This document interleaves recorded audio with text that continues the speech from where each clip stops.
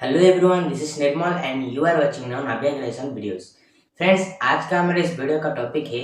मैं आज इस वीडियो में मैं business mathematics and statistics subject का जो chapter number 1 profit and loss का जो एग्जाम्पल 6 से लेकर 9 तक, आप तो थंबनेल में देख लिया होगा। एग्जाम्पल 6 से लेकर 9 एग्जाम्पल तक मैं आज आपको समझाऊंगा और एग्जाम्पल 6 तक लेकर 9 तक कौन सा जो कॉन्सेप्ट यूज किया गया है मैं वो भी आपको समझाऊंगा। तो फ्रेंड्स, प्रीवियस वाला वीडियो पे मैंने एग्जाम्पल 2 से लेकर 5 तक समझाया था और आपको कॉन्सेप्ट भी आपको पूरी तरीके से समझाया था। लेकिन आप है कि कमेंट मुझे नहीं करते। क्या डाउट है, आपको समझ आया है कि नहीं, या आप मेरा वीडियो फुल वॉच नहीं करते क्या, ये सारे सभी कुछ आप मुझे कमेंट नहीं करते। और कमेंट अगर नहीं करते तो व्यूज़ भी नहीं आता है, व्यूज़ नहीं आता है तो मतलब आप मेरे वीडियो नहीं देखते। तो प्लीज़ यार, मेरे वीडियो को मुझे सीरियसली लो, क्योंकि मैं जो वीडियोस या कंटेंट्स बनाता हूँ बहुत इंपॉर्टेंट है। अगर आप 10,000 या 11,000 आपका बचाना चाहते हैं तो हमारा वीडियो देख लीजिए, क्योंकि आपका जो मंथली का जो रिचार्ज है मोबाइल का वो तो 300 रुपये का आ जाएगा ना। आप 1 मंथ का 300 रुपये डालकर आप अपना कॉमर्स का जो कोर्स है आप फर्स्ट ईयर का कंप्लीट कर सकते हैं। तो मैं ज़्यादा इंट्रोडक्शन नहीं दूंगा, फर्स्ट मैंने आपको यहाँ पर एग्जाम्पल समझा ही दूंगा। यहाँ पर मैं पहले यहाँ पर एग्जाम्पल 6 का जो सोल्यूशन है यहाँ पर लिख देता हूँ, उसके बाद पॉपअप आएगा और उसके बाद आपको मैं समझा दूंगा। तो चलिए वीडियो को स्टार्ट करते हैं।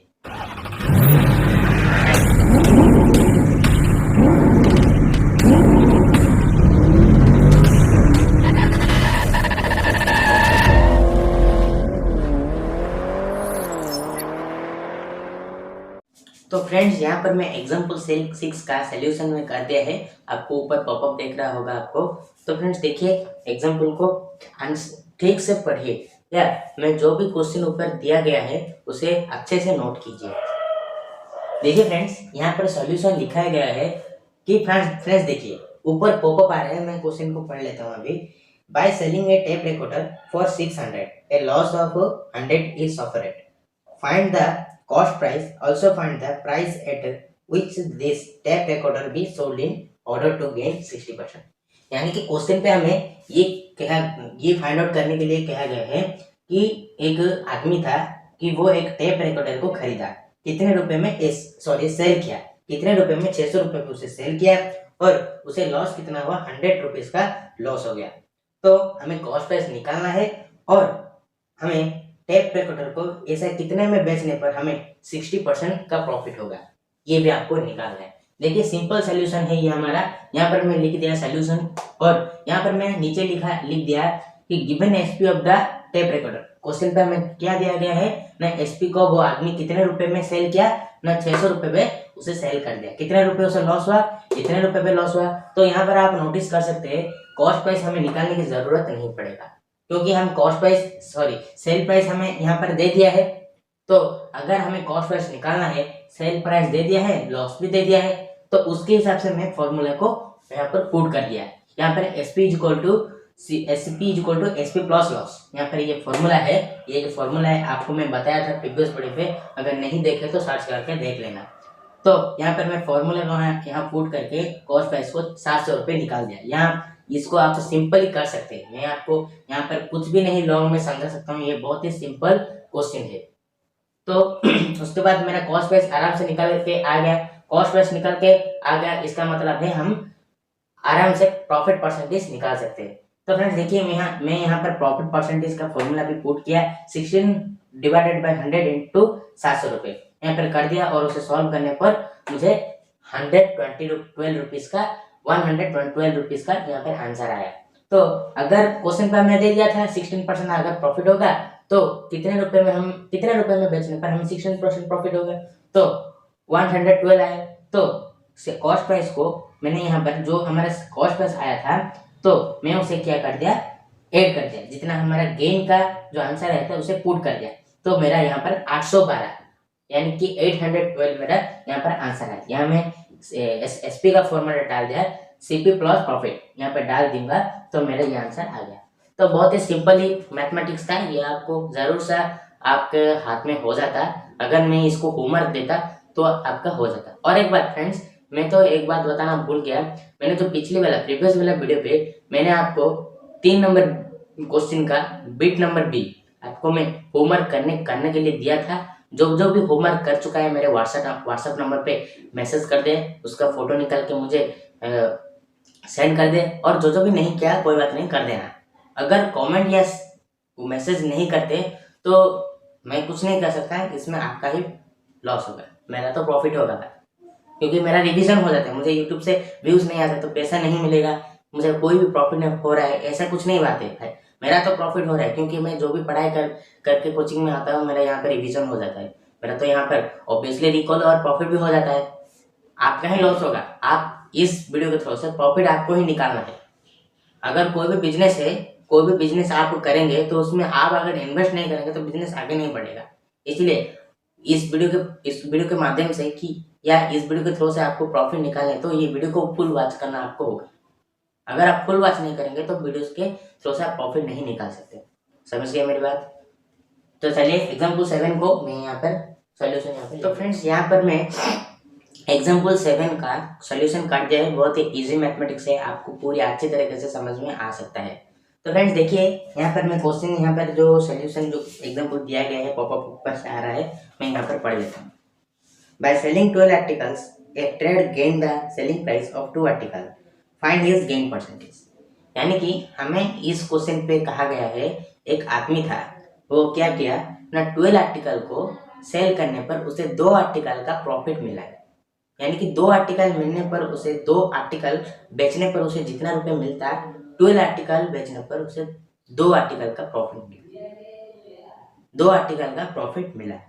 तो हमें इस क्वेश्चन पे कहा गया है हमें प्रॉफिट परसेंटेज निकालने के लिए। तो हमारे इस क्वेश्चन पे प्रॉफिट कितना हुआ, तो इसमें हमारा प्रॉफिट कितना हुआ ये निकालने के लिए ये क्वेश्चन पे बताया गया है। तो फ्रेंड्स देख सकते हैं यहाँ पर सोल्यूशन लिख दिया है, लेट एसपी ऑफ 1 आर्टिकल। आप ये सोच रहे होंगे कि मैं यहाँ पर सीपी लेने के बदले एसपी क्यों दिया। तो फ्रेंड्स देखिए यहाँ पर ये जो मैं ऊपर यहाँ पे लिखा हो सेलिंग प्राइस लिखा, अगर यहाँ पर मैं कॉस्ट प्राइस लिखा होता तो लेट सीपी ऑफ 1 आर्टिकल होता। तो लेकिन यहाँ पर लिखा क्या है, सेलिंग प्राइस लिखा क्या है, यानी कि एसपी, सेलिंग प्राइस का मतलब है एसपी ना, तो यहाँ पर एसपी यहाँ पर लिखा है। इसीलिए अगर यहाँ पर कॉस्ट प्राइस होता तो सीपी लिखा होता, इसीलिए यहाँ पर सेलिंग प्राइस है यानी कि एसपी, यहाँ पर एसपी लिखा है। तो यहाँ पर सोल्यूशन है लिखा लेट एसपी ऑफ 1 आर्टिकल।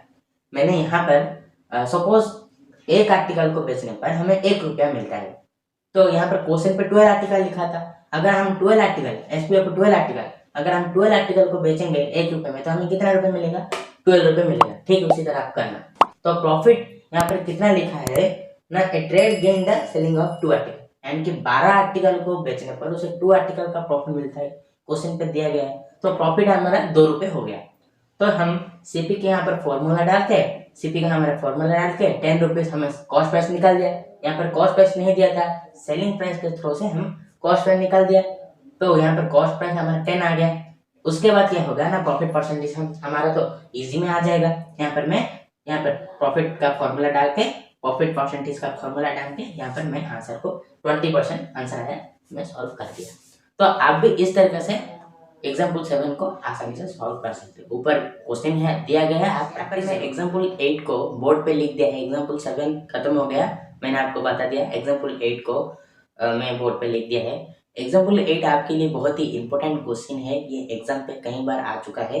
अगर और एग्जाम कोई भी अगर एग्जाम करेगा तो एग्जाम्पल 8 की तरह कॉन्सेप्ट यूज करने पर आपका वो जो क्वेश्चन है जो भी एग्जाम होगा तो सॉल्व हो जाएगा। और एग्जाम्पल 8 का जो कॉन्सेप्ट लगा है तो वो थोड़ा डिफिकल्ट है।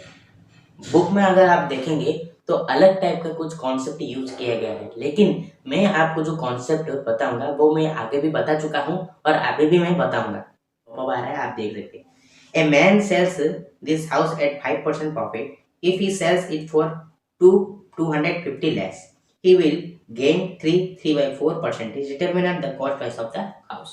क्वेश्चन पे क्या कहा गया है ना, एक आदमी था कि उसका घर को, यानी कि वो एक खुद का घर था, वो घर को सेल किया यानी कि किसी को बेच दिया।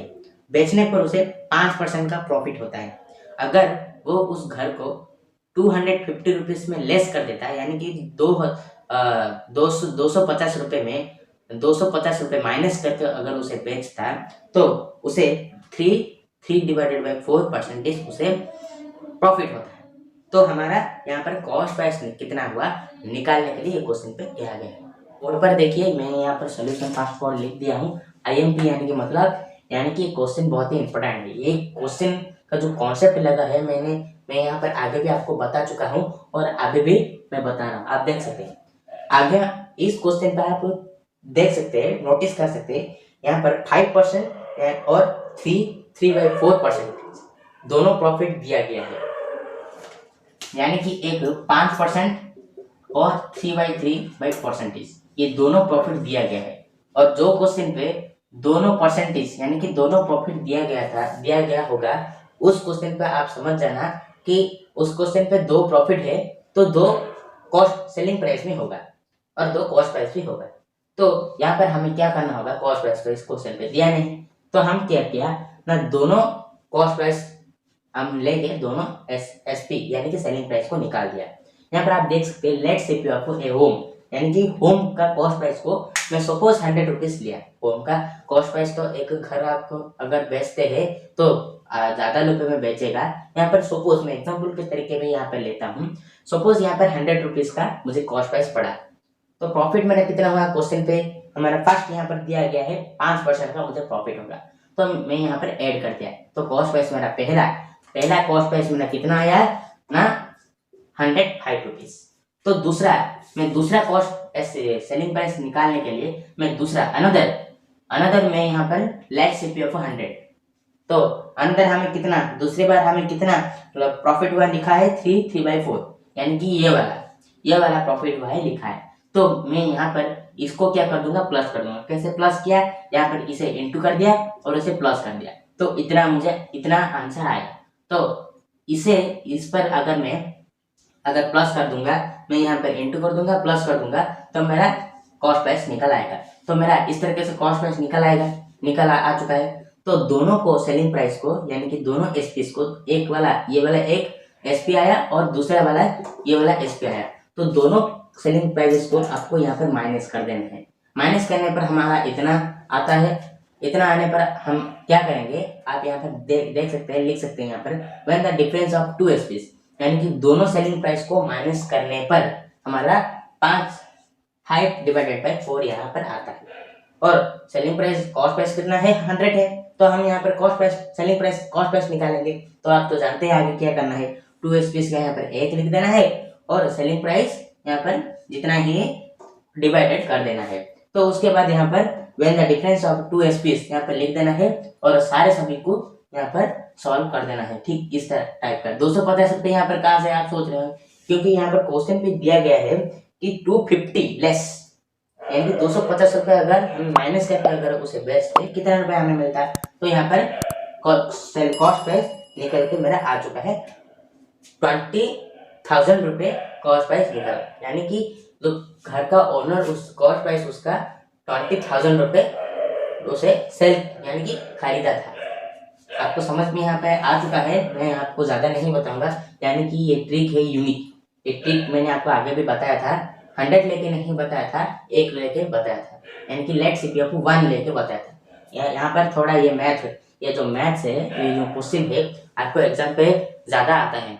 और अगर आपका टीचर हो, कोई भी अगर आपका एग्जाम करता है, तो ये यहाँ पर मैं एग्जाम्पल 9 का आंसर भी यानी कि सॉल्यूशन पे बोर्ड पे लिख दिया है। और एग्जाम्पल 9 थोड़ा सा प्रोसेस लॉन्ग है, बुक में भी ये दिया गया है, लेकिन अगर आप बुक में देखेंगे तो आपको कुछ भी समझ में नहीं आएगा।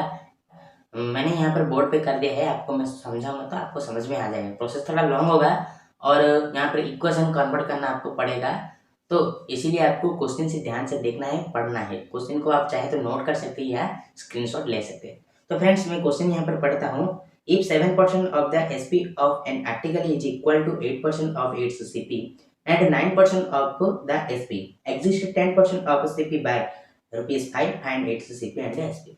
यानी कि क्वेश्चन पे हमें कहा गया है कि एक आर्टिकल को खरीदने में 7% पड़ता है और 8% सेलिंग प्राइस, 7% हमारा सेलिंग प्राइस में पड़ता है और 8% हमारा कॉस्ट प्राइस पे पड़ता है एंड 9%। और उसके बाद ये एक क्वेश्चन हुआ और उसके बाद 9% of SP exist 10% of CP, ये क्वेश्चन नंबर 2 है। तो हमें 5 रुपए यानी कि फाइंड इट्स कॉस्ट प्राइस या एसपी।